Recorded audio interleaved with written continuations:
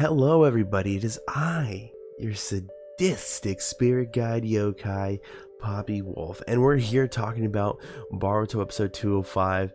And I was recording the video previously, and it did not. I had the volume down, so it didn't come out good. I apologize.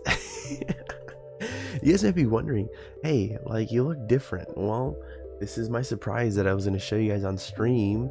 I'll probably show this on stream later, but this is my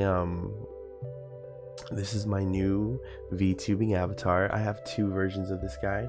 I have his normal form, this form, and then I have his demon form.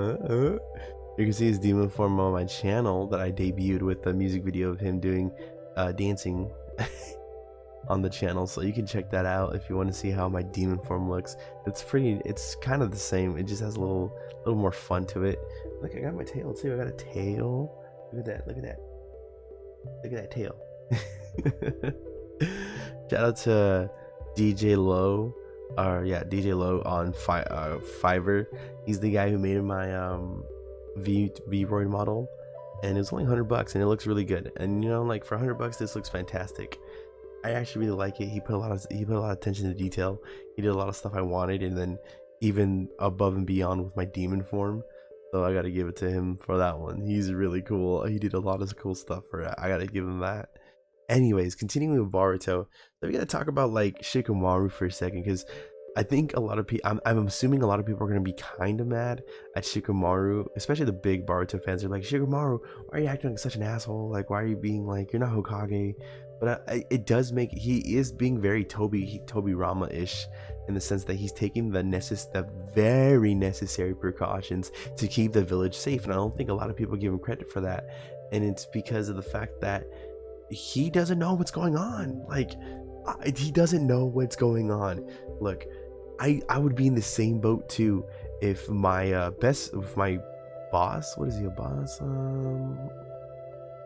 I guess kind of like basically the person who's in charge of the whole village, which is like his friend, his boss, is taken away, and the only person who is seemingly has information is this new person in the village who you've already not trusted. Like, I definitely see where Shikamaru is coming from. So him like sealing the whole like house and like keeping Kawaki's like in tight makes so much sense. I get it. It makes sense to me. My biggest thing with it is I just it's not my biggest flaw with this little thing. It's my biggest thing with it. It can't be a flaw. It's not a bad thing. It's not a good thing either. It's something I enjoy. I guess I hate that I enjoyed is the fact that every time Boruto is making like a case for Kawaki, Shikamaru is really quick to be like, but what if he did that just because to gain our trust? What if he did this? Like, like, damn, bro, you overthink it. But this is why we love Shikamaru, because Shikamaru is the person who should be thinking like this. Sorry, it's light outside. He's the person who should be thinking like this.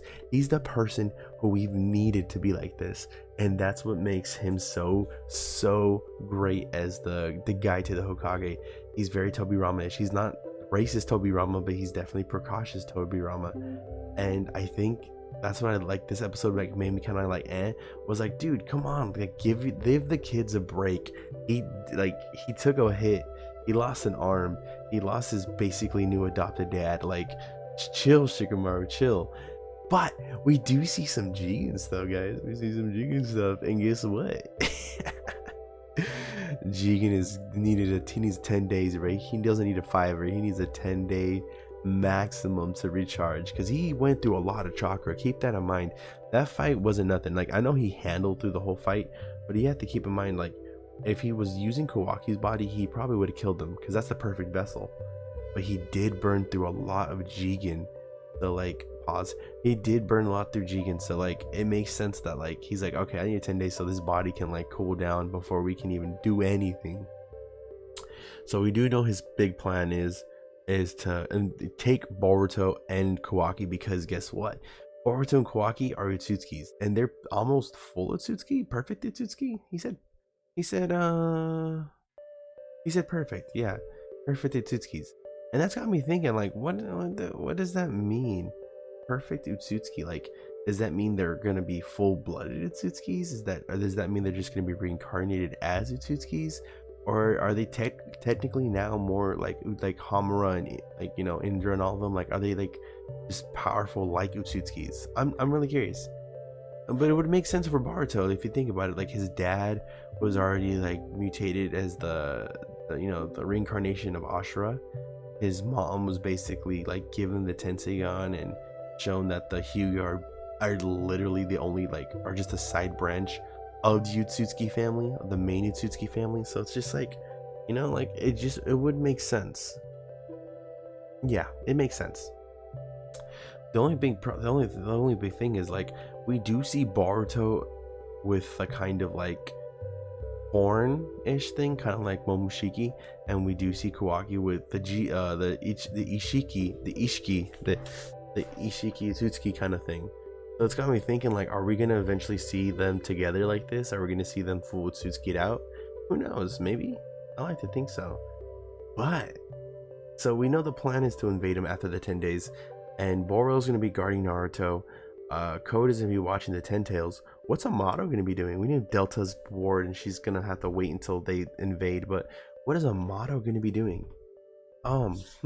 That's got me thinking. Amato's looking a little suspicious too. He's looking at Jigen like, fuck, dude, like, shit, like, I'm running out of time. He looks like he's gonna make a move on Jigen. He's gonna kill him or something. I don't know.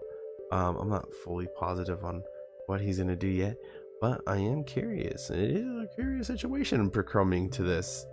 What else do we know? We know the kids know that Naruto's at least, like, he's gone. Sasuke's fucking gone. Shikamaru grills Kawaki, and Kawaki tells him everything, but it's not enough to disprove Shikamaru's doubts. It is interesting enough that we're getting this third degree, and eventually they find the vase, and it's the vase alone that kind of like Boruto, like, he's like, bro, this is all the proof you need right there. And it kind of makes sense. It is the proof, even though Kawaki's like, there's still one piece missing for making this thing back to perfect. Boruto's like, yeah, but like, why would he put it back together? Like, it's in a sense, it speaks for itself that I feel like that's the proof is in the pudding, or I should say the proof is in the vase. Or it is the vase. And then he has this big heart-to-heart with Sarada that made me almost cry, and it's him thinking back to Naruto, and Sarada's like, it's crazy, huh? He really makes you feel like he's your dad. Like, and I was just like, oh my god, don't do this to me. I was like, don't make me cry, please.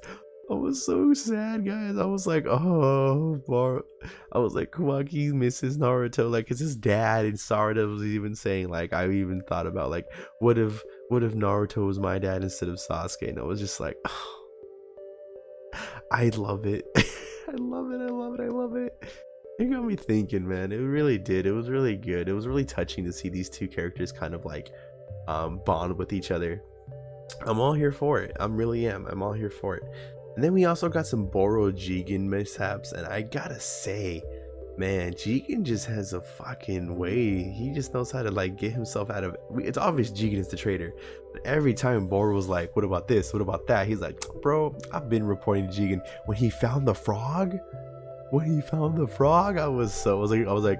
like, oh, he found the frog. But then, of course, Koshin Koji was like, bruh, that frog was there because Jigen told me. He said he gaslighted the fuck out of Boro when he was like, bro, you having the frog is more proof that Jigen trusts me. I was like, dude, what are you? This fucking conniving bastard, Koshin Koji, my dude. I can't wait. He's got to be Jiraiya at this point, right? He's Jiraiya, right? He's Jiraiya's son, maybe. Jiraiya's son, right? Just tell us already. Oh, what else happens in this episode? Oh, I forgot. The coolest part is that the ending of this episode is basically just the boys figuring out they could use their karma seals together and open a portal, because turns out that whatever powers that Jigen has, obviously Kawaki has, and then begs to the same point that means every power that Momoshiki has, Boruto has. So that's pretty cool. And then and their I forgot what their karma seals looks just like their signals, like the horn and stuff placement. So like the karma seal on Boruto's looks like Momoshiki's seal, and the one on Kawaki's obviously Ishiki. So it's pretty cool. I thought that was a cool thing. I just wanted to mention it. But anyways, my lovely bastards, this is gonna be it for it. This episode was honestly, a lot of information was thrown at us. I really didn't expect so much information, but it is good to know that possibly Boruto and Kawaki are gonna be Otsutskis. That's gonna be a fun thing to see. What else? Sasuke's in healing. The whole Team 7 jumps in the portal to go free Naruto. That's gonna be the next episode, so I'm excited for that. So that's gonna be probably Team 7 and Kawaki versus Boro. So who knows how that's gonna go. What else? Yeah, this episode was pretty fire. Actually, 9 out of 10. I liked it a lot. A lot of information, a lot of build up for the next episode. Yeah, nothing more. I'll catch you guys in the next episode, and let me know if you guys like the new model. I'm really feeling it. I think he's amazing. He's just like me. Look at me. Like I look at me. Got my tail right there. Hey tail. Hey tail, say hi. Tail. Tail. Anyways, guys, bye bye. I'll catch you all later, and I promise I will be good, or I won't. I don't care.